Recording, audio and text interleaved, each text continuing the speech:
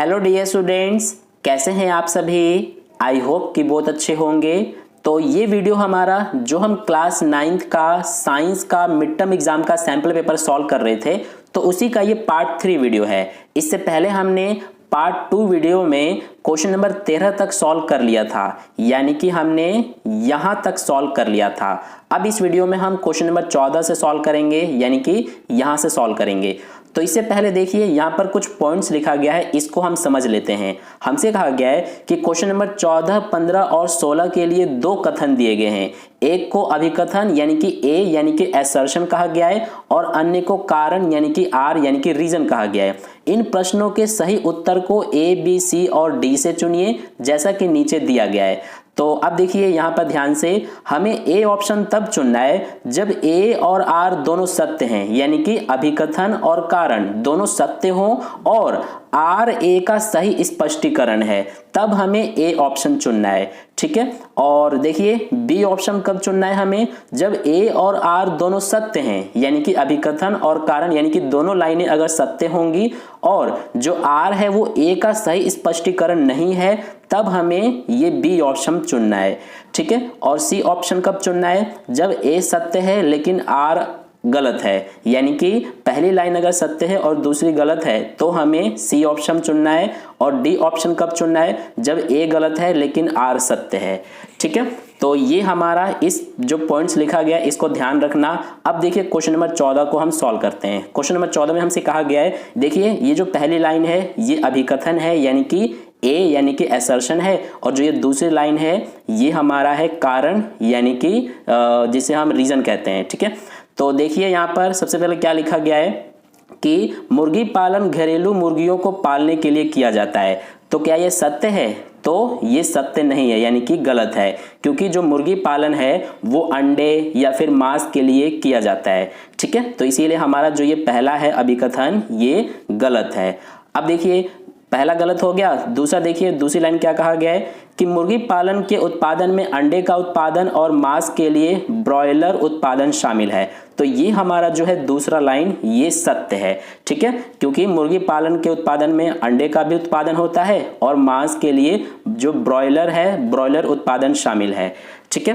तो इसीलिए हमारा जो है पहला जो है वो गलत है और दूसरा सही है। तो हमें कौन सा ऑप्शन चुनना है, तो देखिए यहाँ पर लिखा गया है कि ए गलत है लेकिन आर सत्य है, तो हमें डी ऑप्शन चुनना है। तो इसीलिए जो हमारा ये क्वेश्चन नंबर 14 है इसका डी ऑप्शन राइट हो जाएगा। ठीक है। नोट कर लेना, क्वेश्चन नंबर 14 का डी ऑप्शन राइट है। अब इसके बाद नेक्स्ट देखिए क्वेश्चन नंबर 15। इसमें हमसे कहा गया है, देखिए अभिकथन क्या दिया गया है कि पदार्थ की अवस्थाएं कैसी होती हैं, अंतर परिवर्तनीय होती हैं, यानी कि परिवर्तन होता है, यानी कि चेंजेबल होती हैं पदार्थ की अवस्थाएं।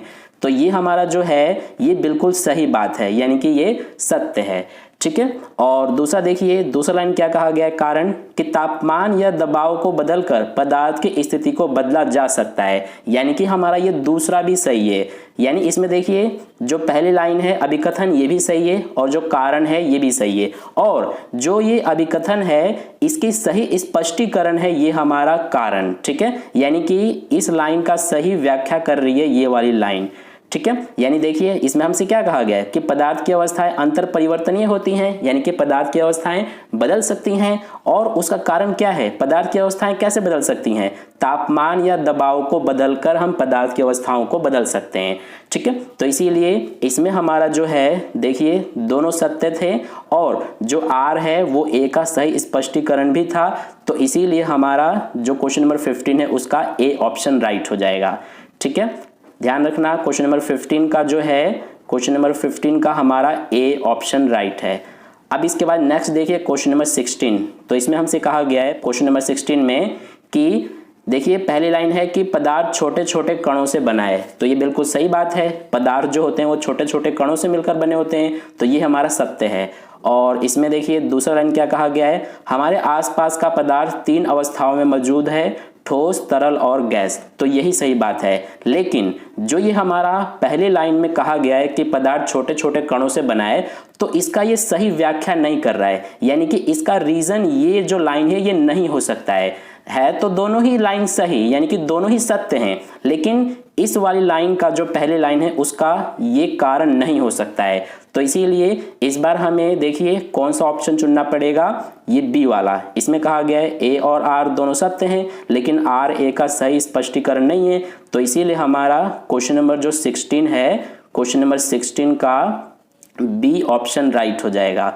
ठीक है, तो ये हो गया क्वेश्चन नंबर 16 का आंसर। अब इसके बाद क्वेश्चन नंबर 17 देखिए। इसमें हमें सबसे पहले इसको अच्छे से पढ़ना है और फिर इसके बेस पे कुछ क्वेश्चंस पूछे गए हैं। देखिए यहाँ पर ये रहे 5 क्वेश्चंस पूछे गए हैं, इनमें से हमें सिर्फ 4 के ही आंसर करने हैं। ठीक है, जैसा कि यहाँ पर आप देख सकते हैं, हमें बताया भी गया है कि क्वेश्चन नंबर 17 से 20 में प्रत्येक में 5 उपभाग हैं, किन्हीं 4 उपभागों के उत्तर देने हैं। तो सबसे पहले इसे हम पढ़ लेते हैं। हमसे कहा गया है कि भारत में 1952 से 2010 तक खाद्यान्न उत्पादन में 4 गुना वृद्धि हुई है, जिसमें कृषि योग्य भूमि क्षेत्र में केवल 25% की वृद्धि हुई है। उत्पादन में यह वृद्धि खेती में शामिल प्रथाओं के माध्यम से हासिल की गई है। हम इसे चरणों में विभाजित कर सकते हैं। पहला रोपण के लिए बीज का चुनाव है, दूसरा फसल पौधों का पोषण है, तीसरा है बढ़ती और कटी हुई फसलों को नुकसान से बचाना। इसके अलावा आगे कहा गया है, इस प्रकार फसल की पैदावार में सुधार के लिए गतिविधियों के प्रमुख समूहों को वर्गीकृत किया जा सकता है। फसल के किस्म में सुधार, देखिए यहाँ पर लिखा गया है कि फसल किस्म में सुधार, फसल उत्पादन में सुधार, फसल सुरक्षा प्रबंधन। तो ये हमने पढ़ लिया। अब इसके बेस पे देखिए ये क्वेश्चंस पूछे गए हैं। पहला क्वेश्चन क्या है कि खरीफ मौसम की अवधि क्या है।